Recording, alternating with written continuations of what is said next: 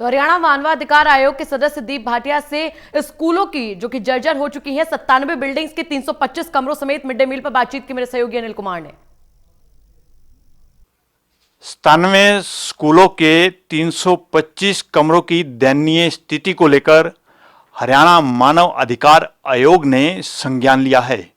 इस समय मेरे साथ हैं हरियाणा मानव अधिकार आयोग के सदस्य दीप भाटिया। इनसे जानते हैं कि उन्होंने इस मामले में क्या कार्रवाई की है। जी भाटिया, देखिए, मीडिया की रिपोर्ट्स के मुताबिक ये बात हमारे संज्ञान में पिछले वर्ष आई थी कि करनाल ज़िले के 97 स्कूलों के 325 कमरे ऐसे हैं जो जीर्ण शीर्ण हालत में हैं, जिनको अब फिट फॉर ह्यूमन हैबिटेशन नहीं कहा जा सकता। मतलब वो एक ख़तरनाक बिल्डिंग बन चुकी हैं।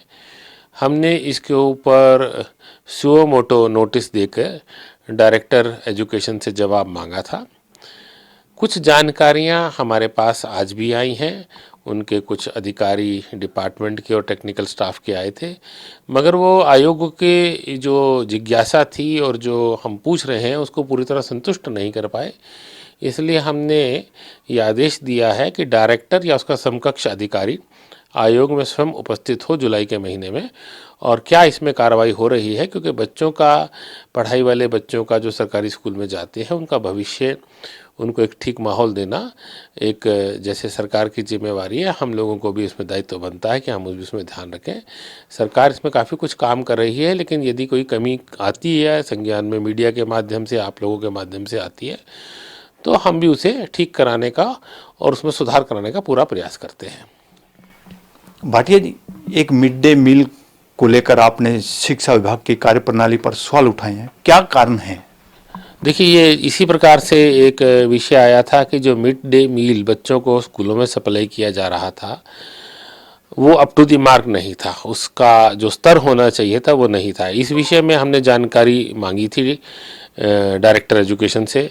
इसमें उन्होंने जो अधिकारियों से पूरी जानकारी की, इंक्वायरी की, रिपोर्ट की, तो ये मान लिया गया कि जो सब्जी थी उसमें पानी ज़्यादा मिला हुआ था और हाइजीन जो साफ़ सफाई थी उसका पूरी तरह ध्यान नहीं था। वहाँ कहीं गलती रही है बीच में, जो उसकी एक सैंपल भर दिया जाना चाहिए था और बाकायदा उसका लेबॉर्ट्री में टेस्ट होना चाहिए था, वो उसमें कहीं कमी रही है। हमने इसलिए पूछा है कि अब क्या स्थिति है, अब क्या बच्चों को जो भी राशन या मिड डे सप्लाई हो रहा है, क्या वो साफ़ है, ठीक है? इस बारे में अधिकारी जांच करके हमें बताएं। उसकी भी सुनवाई हम दोबारा जुलाई में करेंगे। भाटिया जी, स्कूलों में छात्रों को बैठने की व्यवस्था को लेकर भी हरियाणा मानव अधिकार आयोग ने संज्ञान लिया है। क्या कारण है कि हरियाणा मानव अधिकार आयोग को संज्ञान लेना पड़ा इस मामले में? देखिए, जब कोई ऐसा विषय आता है जहां आम जनता, आम के अधिकारों का हनन होता लगता है, तो हम उसमें मीडिया की रिपोर्ट्स में या यदि कोई हमारे पास कंप्लेंट लेकर आता है तो उसके आधार पर संज्ञान लेते हैं और जो भी कंसर्न डिपार्टमेंट होता है उससे जवाबदेही करते हैं।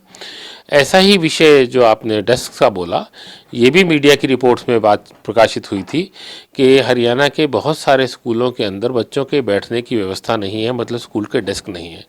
उसमें हमने जवाब तलब किया है और डायरेक्टर एजुकेशन से पूरी डिटेल मांगी है।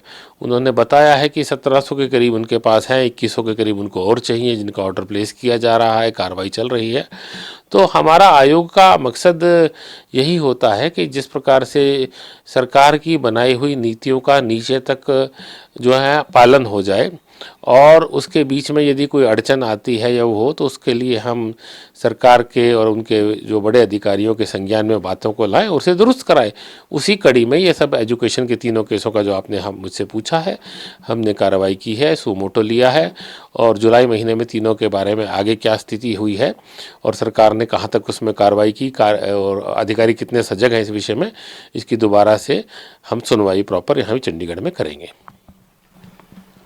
ये थे मेरे साथ हरियाणा मानव अधिकार आयोग के सदस्य दीप भाटिया। इन्होंने शिक्षा विभाग के कार्यप्रणाली पर सवाल उठाए हैं। Anil Kumar, total news, Chandigarh.